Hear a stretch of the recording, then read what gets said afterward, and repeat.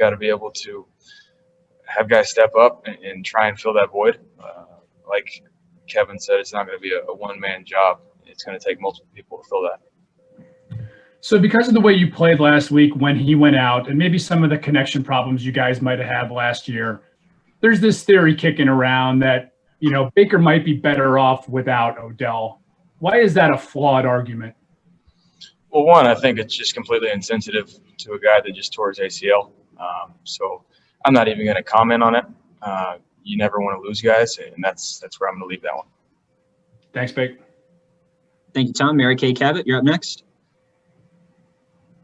Yeah, Baker, first of all, how did it feel to win AFC Offensive Player of the Week, after you had a little bit of a rough and I think maybe emotional week? So to come up with that kind of award after that kind of a game, how did that feel for you? I've always thought, individual accolades are a representation of the team and especially the offense. So that one goes for everybody making the big plays and what was necessary for us to win. And then just also, do you guys feel like you, if it doesn't turn out that you can go find another receiver anywhere, with all the guys that you've been working with, do you feel like you have everything that you need to get the job done the way that you want to? Yeah, like I said, you don't want to lose guys. That's not fun. But we believe in the guys that we have. That's why they're here. So we're going to expect them to step up and do what they're capable of. Nothing more, nothing less. Just to go out there and do their job. Thank you. Thanks, Mary Kay. Scott Pedrick has our next question. Hey, Baker, it seems like Odell is such a focal point of defenses. How do you think they will change without him on the field? Yeah, you see a lot of cloud coverage, them rolling a safety over the top to his side. So we just have to be able to adjust and adapt. Just like a game plan, you might have something planned and then they come out and show a different look. You got to be able to adjust on the fly. So we'll see what happens. But until then, I can't predict it. Thanks. Thanks, Scott. Next up is Zach Jackson. Hey, Baker, whether it's, going all the way back to your rookie training camp or prior games and prior systems, what is the value to you of just prior reps with guys like Higgins and Njoku when they get called upon and you have that trust in those guys? Yeah, there's something for chemistry. You build off reps and experience, seeing the body language in and out of routes. And obviously when you get more reps, you talk through certain things with guys. So, it might not have been a good play, but you can always learn from it. And so there's just that experience that dates back, like you said, that I think is helping. Thanks, Zach. Nate Ork, we'll go to you. Hey, Baker. Now that you've had a chance to look back at everything, I just was wondering, what did you think of the Higgins catch, and where does it kind of rank, especially in the moment? Yeah. For some of the plays that you guys have been able to make this year? That one's definitely at the top of the list. The freeze frame picture of him fully extended, catching that, high pointing the ball, that's a special play. And that's one of those, like opportunity balls, just give the guys a chance. And he made an incredible play in one-on-one coverage. They wanted to bring blitz zero, so, had a chance to protect it up and throw the ball downfield. So good play call and good execution by Higgy. And then, with him being a healthy scratch a couple times, earlier this season, and then what he's been through here, kind of up and down with opportunities. How happy are you for him that he's been able to stick to it and that now he's going to be able to get the chance to kind of show he's capable of some of the things that he was able to do for you guys Sunday? Yeah, obviously circumstances you never want it to happen as to why he's going in, but happy for Richard in the sense of, he's been patient. He stuck to it. He's still been working, so now he's got a chance to go out and prove, himself right to everybody else. Darrell Ryder, you're up. Hey, Baker, I wanted to ask about Donovan Peoples-Jones.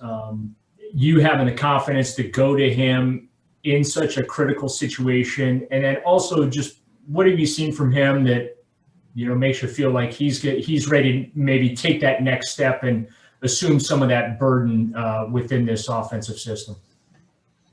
I think for me, it started when some of those guys came down to Austin to get routes, get reps and stuff like that. He's been locked in on terminology and learning the offense a lot quicker than most rookie receivers would be in terms of learning the pace of that. So, I mean, he's all about his work, all about his business. And I said it after the game. I missed him on a go ball shot on a third down where they lined up off sides. And I told him I was going to come back to him. And it just so happened to be that circumstance. So, I mean, I trust those guys no matter who it is and to be where they're supposed to be. And he made an incredible play. And when you're hot like you got Sunday, you complete 21 straight passes. Would have been 22 if you didn't have to clock it. But are you a believer in momentum within a game? Can you feel yourself hot at any given moment? Yeah, I mean, you sense those moments when you're feeling it. You're putting the ball in the right place. You're going through your reads. You just, your field of vision slows down, and you're just executing well. But that's also for everybody else in the field doing a job for us to be able to do that. And so that's an offense clicking and everybody doing their job. Jake Trotter, you have our next question. Yeah, hey Baker. You called the the speculation out there that you might be better off as a quarterback without Odell and Sensitive. But you did play well as a rookie before the trade. You played incredibly well Sunday after the injury. Does that all that give you confidence you guys can still get to where you want to go offensively without Odell, even though he's such a dynamic playmaker? Yeah, like I said, I mean, it's just awful to lose a guy like that. And, we believe we have a great team. And so that's why we're going to ask these guys to step in and multiple guys to try and fill that void. We still going to lean on this running game. We're still going to lean on this play action and trust these guys to make the one-on-one plays when they're there. Without him, there might not be as many one-on-one opportunities, but that means we just have to be more efficient in the zone coverages and things like that to make those plays.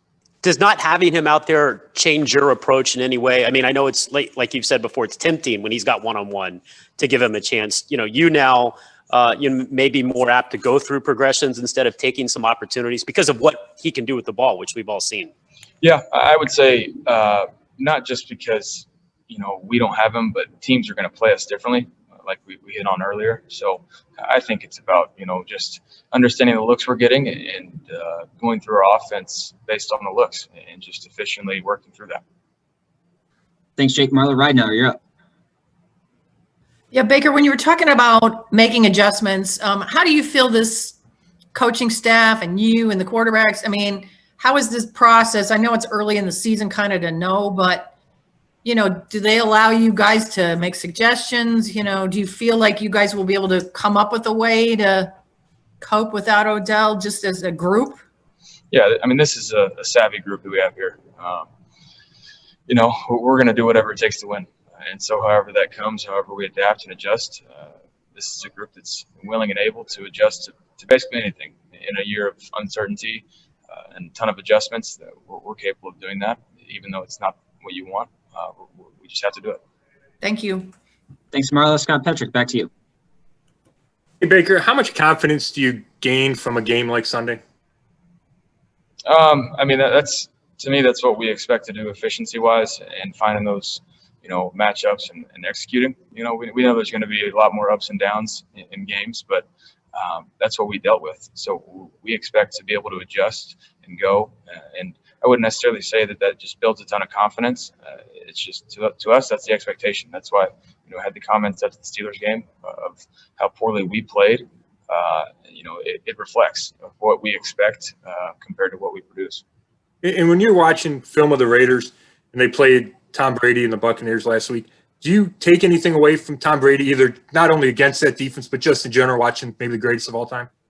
Yeah, I mean, there's always stuff to learn. I mean, there's some good film to watch. They've played the Patriots, Saints, Bucs, obviously, Bills. I mean, they played some good teams. So they're a good defense. And, like you said, I think there's always stuff to learn from watching some of these guys go against them. Thanks. Thanks, guys. While we make this our last question, Jake Dixon is on deck. Hi, Baker. I was talking to somebody who was in the stadium before Sunday who said that you just looked, or you just were locked in. We all know what that's like. Can you tell us what that feels like when you're locked in? What does that feel like?